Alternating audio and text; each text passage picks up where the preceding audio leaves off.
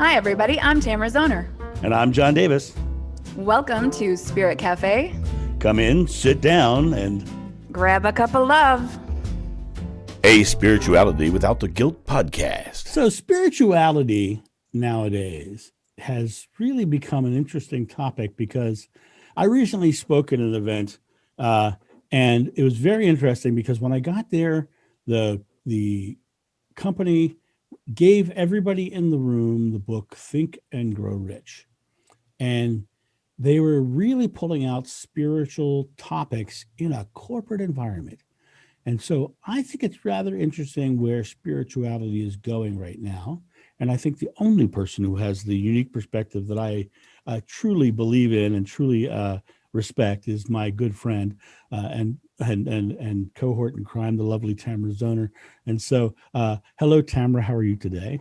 Hi, John. I'm doing very well. How are you? I am doing wonderfully well. These days where we get to record, it makes me, I smile for hours afterwards. So it's good. Yay. So,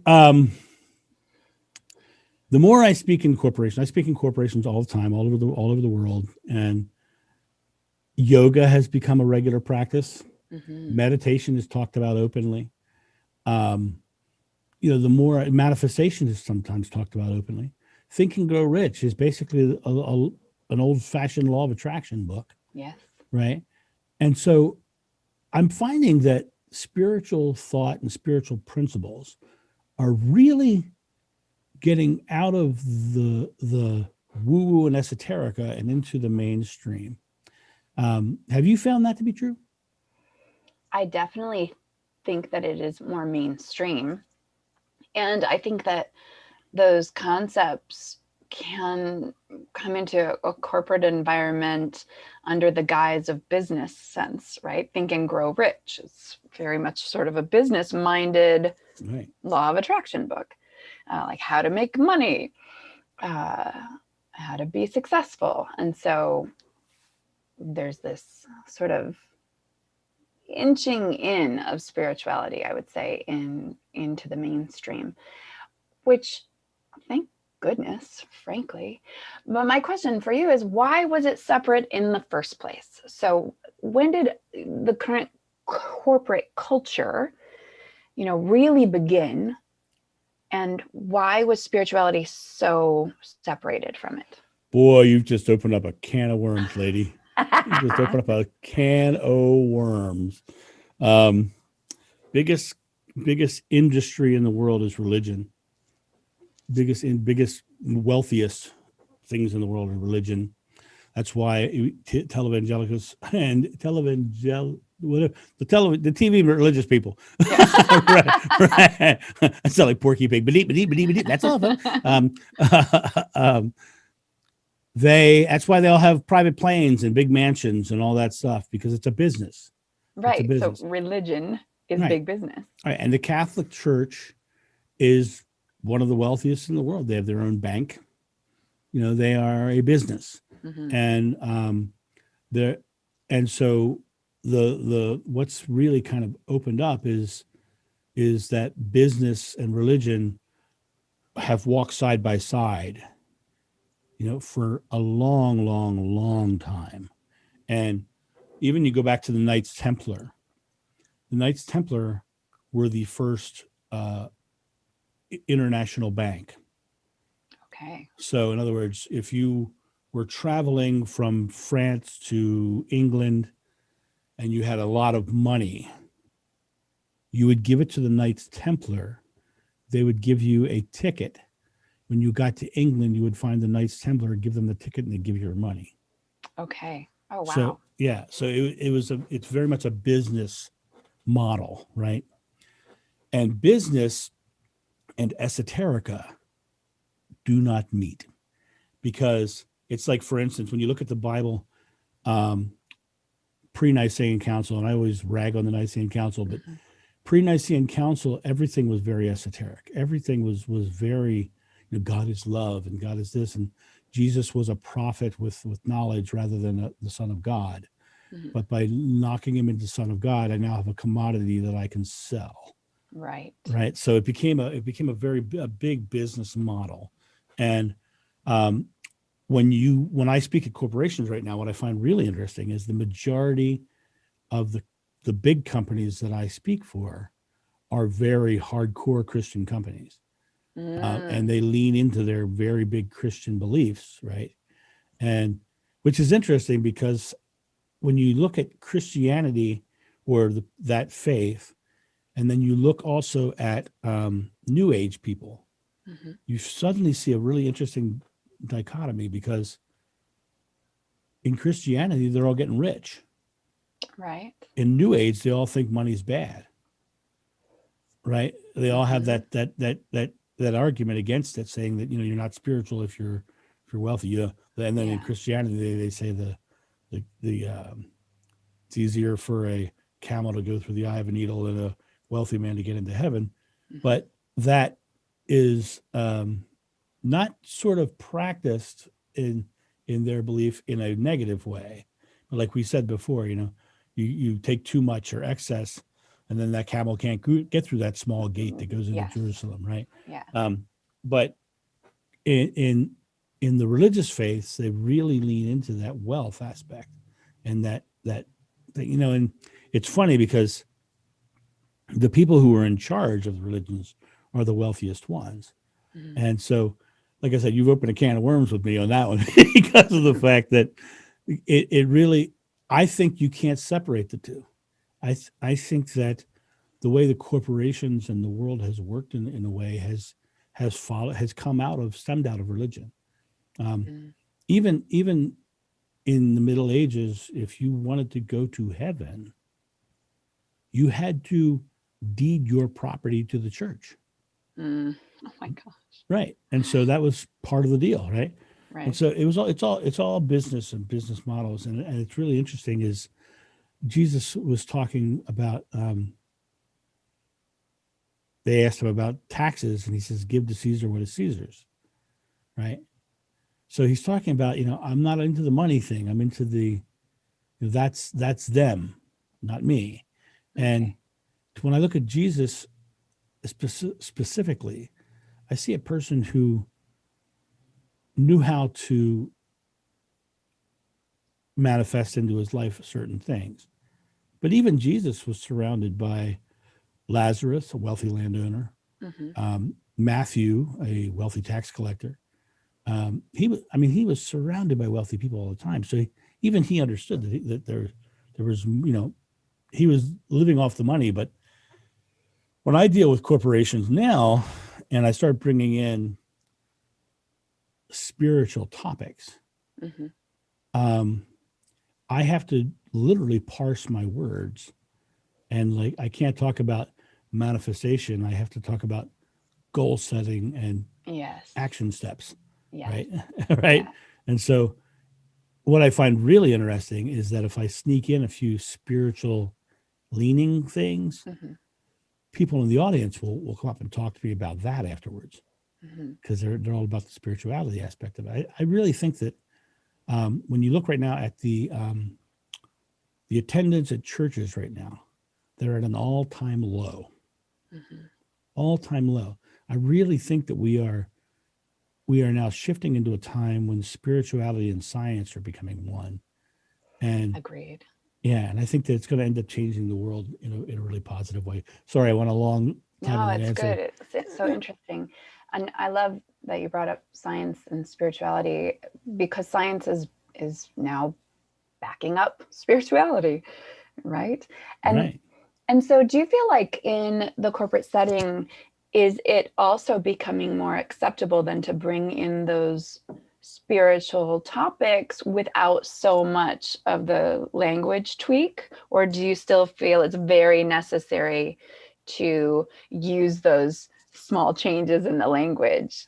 It's very interesting you said that, because I talk about meditation, but I put a caveat on it when I speak. I talk about, I'm a practicing meditator, meditate twice a day. I said, but what is meditation? Meditation is basically subconscious mind training. Okay, you totally tweak it. Yeah, I totally tweak it, right? And I say, it's something that has been with us for a long time, but the subconscious mind training is really the thing, right? And so I kind of like, my goal right now in my corporate stuff is to really kind of bridge that gap in a way, get people thinking about, because, years ago I used to sell meditation CDs. Okay. And I would sit in my studio and I would record my voice, now you're going to, that kind of stuff. Right. And relax. And I sold them for the longest time. I sold a bunch of them. And then I got to the point where I needed to get out of that career, as we said before. So because they were not listening to what was actually being said. But now I can actively say meditation, but I have to equate it to subconscious mind training. Okay. Because it's instead still, of the deeper connection to source or self. Right. Right. Right. Because it's still, the corporate world is still very closed off in that world. But what's interesting is it's usually in the leadership that they're closed off. Yes. It's not in the workforce. Correct. And so by being able to bring out some of those things into the workforce, that's where I get into the deeper conversations about spirituality. So yes, I completely still have to tweak words. I don't talk about out of bodies experiences. I don't talk about any of that stuff because that's a little too woo woo for them, And what's really interesting is this is to me very interesting. When I go in and they are very openly Christian, I will use Jesus quotes. Yes. Okay. I will use them, but then I will also use them and define them in ways that they've never heard before. Like, for instance, I say, Jesus said, whatever you ask in God's name is granted, but Moses said God's name is I am. So whatever you're putting after I am is what you're creating into your experience. That kind of goes against a lot of things. Super law of attraction, right? Right. Yeah. And it goes against a lot of the Christian beliefs too, right? You're supposed to not supposed to put faith in you. You're supposed to put faith in God, and Jesus, right? And so, but I kind of skirt that. Well, what are you there for if not to open their minds up? Right, exactly. Right? And so, yeah, it's interesting because the corporate world is very much still very almost afraid of those topics, but it's open. I see it totally opening up. I see people going in and teaching yoga. Now, there's a school, a high school out in the Midwest somewhere that just banned yoga from their school. I think it's somewhere southern. Yeah. They banned, well, there was another school that allows yoga, but they can only use English terms. Right. They can't say asana or anything, or namaste, none of that. And then another one banned meditation. Right. Which is interesting because, Jesus went into the wilderness for 40 days and 40 nights to meditate. Right. It's like he was meditating for 40 days. And other research of other schools that have actually taken on meditation have shown such dramatic improvements in behavior. It's just crazy. So corporate culture is shy of anything spiritual, yet most of the people within any corporate environment are, what is it, like 70% now of people report being spiritual or religious? I'm totally making up statistics. Well, it's definitely more. It's definitely over 50%. Okay. And religion itself has fallen to the wayside. People tend to think of themselves as spiritual instead of religious now, which I think is the greatest thing in the world. Because they're getting rid of the guilt and dogma, and they're leaning into the universal truths that can be found in all of the texts.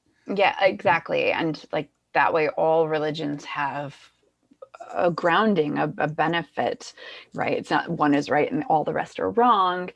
So if we come back to the spiritual level, then there's something great about everything. In each spiritual practice or each religion, there's something to be said for those being a positive force. So if at least the majority of us are reporting to be spiritual, this makes it it's showing up in the mainstream more often, but you're still not seeing it on the news, right? They're not using these terms on the news. It still is very much separation of church and state being anything, any kind of institution that isn't religious or spiritual, right? So corporate environments, schools, the news, right? But the the thing is, you talk about the separation of church and state. That to me is a hot topic, because there isn't separation of church and state. Right now, we are overrun by right-wing Christians. Mm-hmm. Exactly. And this whole fight against abortion, the whole fight against prayer in school, or bringing prayer back to school.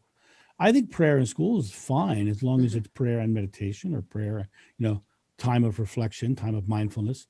Yes. Because, when you say prayer, we all equate putting our hands together and looking up at God, whereas there are some faiths that don't go that way. Some faiths don't believe that way, and you have to honestly give to all of them. We have a guest that I am negotiating with right now to come onto our podcast in the future, and he's a lovely man. Many years ago, I taught at a workshop.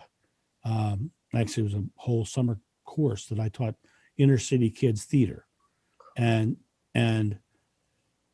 the job was that it's called Artworks, and the whole concept of that was that they would have a job in theater for the summertime. So they were actually getting paid to produce a product, and we were giving them job skills.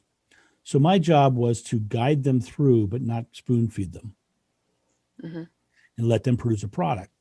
And they produced a product called We Matter, which you can still find if you search We Matter on YouTube and my name, you'll find it. It's an 1.5 hour long program that these kids created. It is beautiful. And they had this one, it's full of various segments they wanted to tackle racial equality. They wanted to tackle religious equality. The whole thing was all about equality. And the segment about religious equality, I thought it was my job to introduce them to other forms of thought. And I made friends with the guy who was doing sound at the space we were in. And his name was Tristan Wheeler. And Tristan was a practicing Muslim.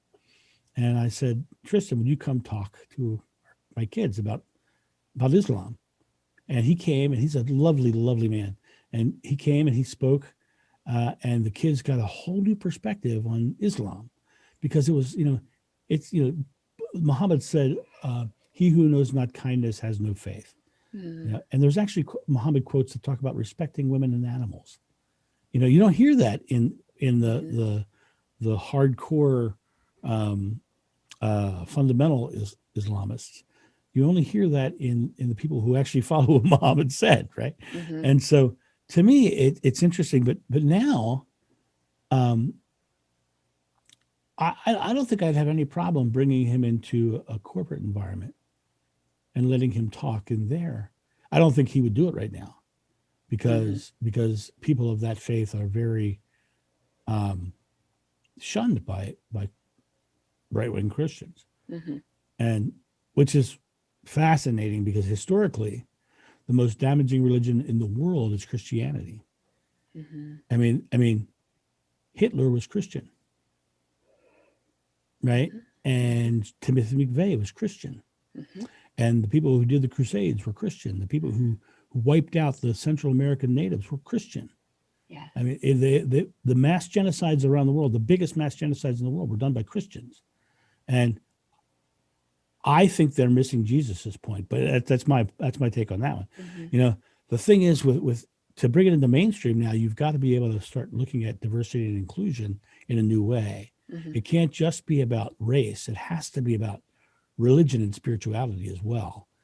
But what was so fascinating about this recent event I did, where they brought out the Think and Grow Rich, is they were very open to talking about the law of attraction in that workshop.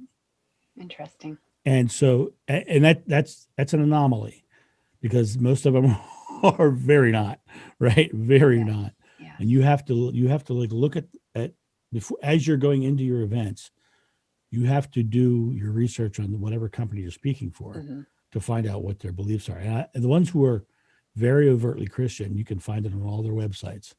They'll Yeah. tell you flat out, we do it in Jesus' name. They'll say it right on their website, right? Okay. And so you got to go in there and go, okay, I'm here in Jesus' name, right? Mm-hmm. Mm-hmm. And that means something very much different to me because Jesus to me was someone who truly understood our own place in the world. And so I just take my spiritual beliefs and I mask it in Mm-hmm. the words that they know. Yes. You're just multilingual Right. when it comes to spirituality and religion. I find it so fascinating because, in the study of happiness, one of the main keys for the happiest people around the world is spirituality. People who identify as spiritual also report greater happiness.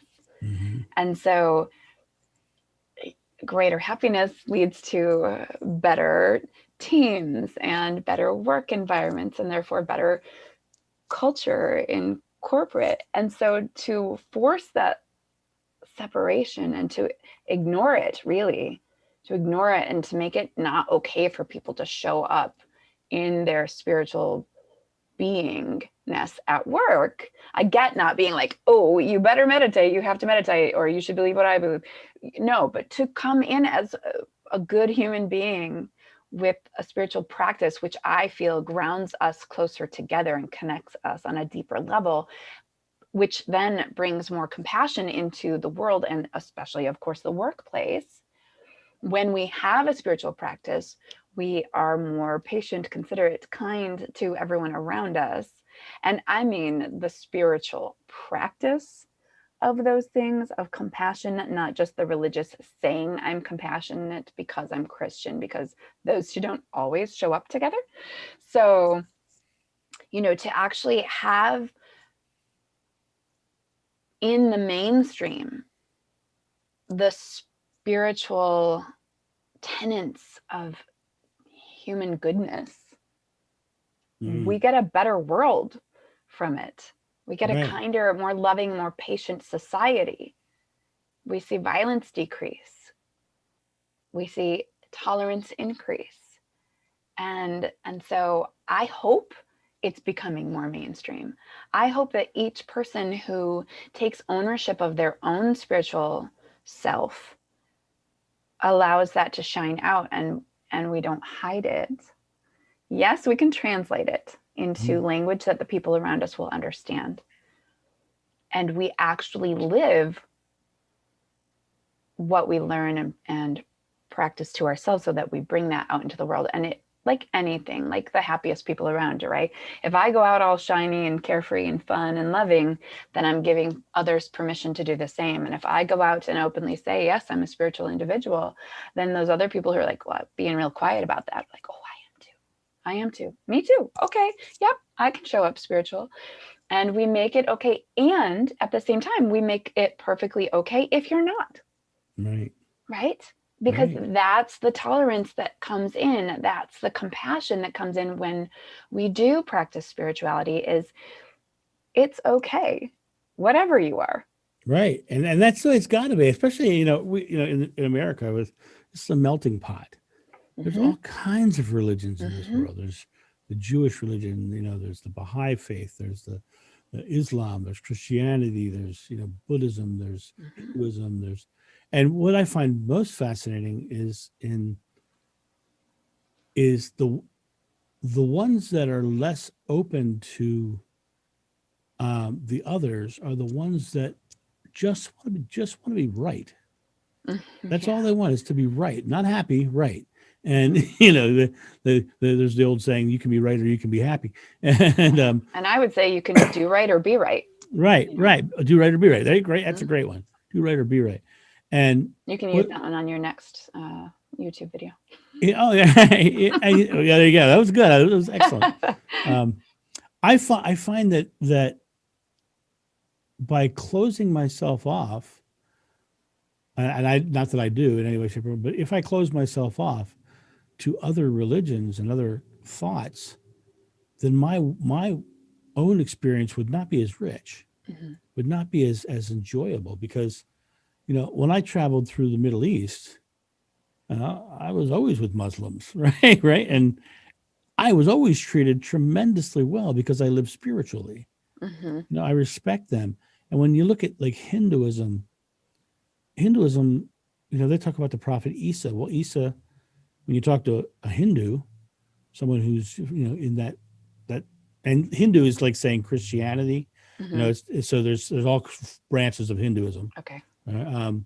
But somebody who's Hindu, um,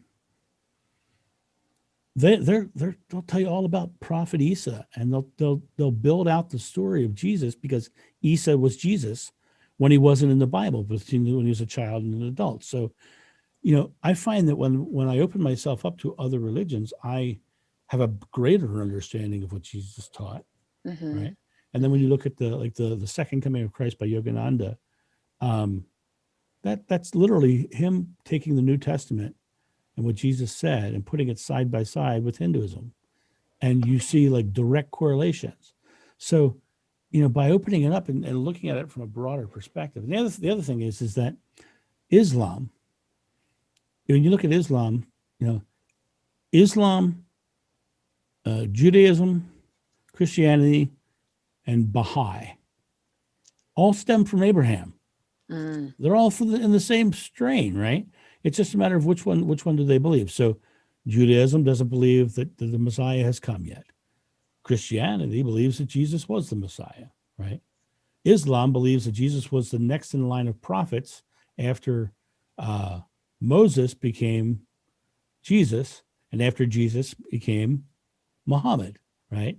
Mm-hmm. Baha'i believes that after Muhammad came Baha'u'llah, right? So it's like, Okay. so they believe there's a sequence of prophets, but they all go back to the original beliefs.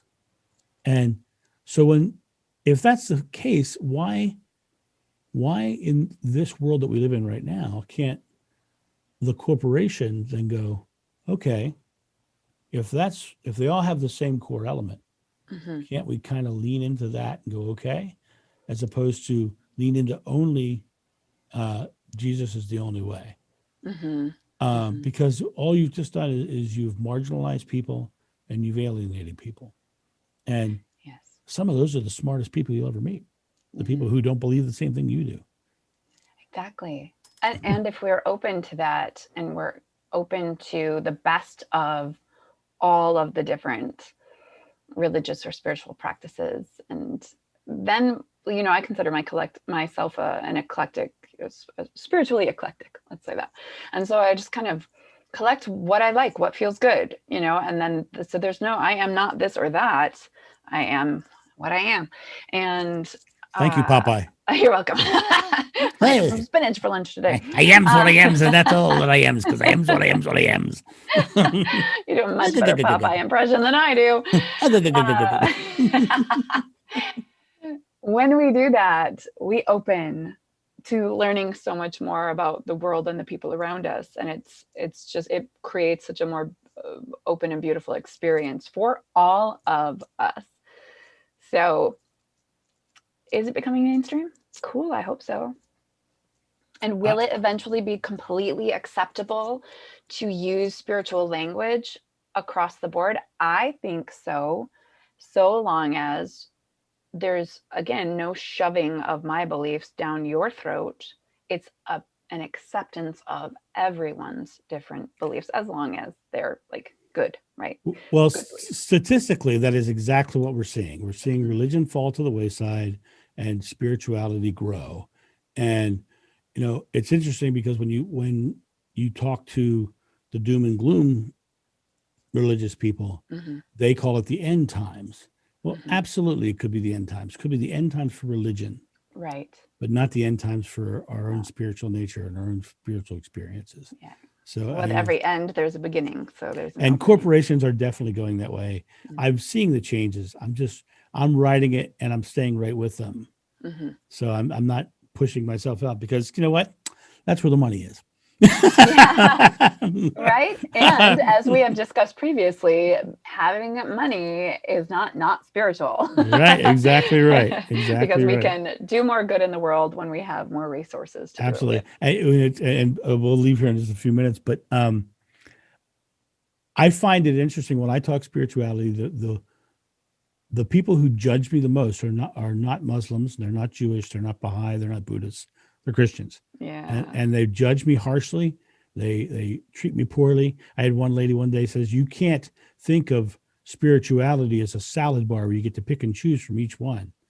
Oh, I'm that's like, totally how I think of it. right. And I'm like, why not? And her only answer was because Jesus is Lord. So, right. And Okay. so that closed-mindedness has now Mhm. shut her off from anybody of another faith. Yeah, like that's not love. Right. So that's not what they're being taught, in fact. And in the corporate world, that is not teamwork. That is not positive work culture. That is Right. not in any way, shape, or form getting the best out of your people because your people Mhm. feel repressed. And so Correct. you've got to be able to let people be who they are Mhm. to let them give you their best. Absolutely. Diversity brings so much to every environment. And without it, we're just in those loops, those echo chambers. It's not the way to grow. Right. So I think this has been a really great topic. I think Very interesting conversation. Thank it's you, John, for defi- suggesting it. definitely different, definitely a different world that we're coming into. And I think that we are all growing to be I think it's turning into a much more caring world. And I think that some of the throws that we're seeing right now, people get very focused on the negativity that's out there right now. When people don't like changes they're seeing, they make loud noises. Mm-hmm, And mm-hmm, the reality of it is the majority of us are more spiritual statistically. mm-hmm. And so the loud noises that you're hearing, the loud noises that are making all the noise right now, are just the crybabies whining that they're not getting their way. Change is hard at first, messy in the middle, and then gorgeous at the end. There you go. All right, take us out of here, lady. And we are at the end of this episode. So we thank you for being here. We'd love to read or hear your thoughts. Find us on Facebook and make your comments and leave us a review and tell us what you think. We thank you. We will see you again next week. Thank you, John Davis. Thank you for joining us at Spirit Cafe, a place where you can safely explore your spirituality without the guilt or dogma of religion. Leave all comments and suggestions on the Spirit Cafe podcast Facebook page.